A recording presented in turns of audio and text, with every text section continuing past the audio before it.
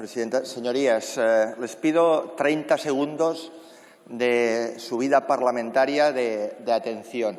Miren, mientras estamos debatiendo en estos momentos unas mociones con consecuencia de interpelación muy interesantes, hay un compañero nuestro, Joan Josep Nuet, que está siendo juzgado a pocos metros de aquí en el Tribunal Supremo.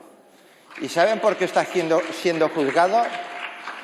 Simplemente por permitir que los grupos parlamentarios del Parlament de Cataluña debatieran una propuesta legislativa. Eso coincide precisamente en la misma semana que la mesa de esta Cámara parlamentaria ha vetado a grupos parlamentarios una iniciativa legislativa. ¿Y saben con qué fundamento jurídico? La aplicación del artículo 62, letra I, de la Constitución.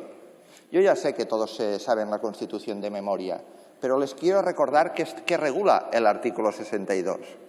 El artículo 62 regula las funciones del rey.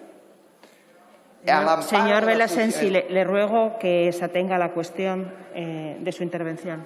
Muchas gracias, señora presidenta. Espero que con otros diputados que han estado hablando de cosas que no venían al caso tenga la misma flexibilidad que ha tenido con este diputado. Pero me atengo a la cuestión. Un abrazo i tota la solidaritat, Joan Josep, per la teva feina. Dicho esto,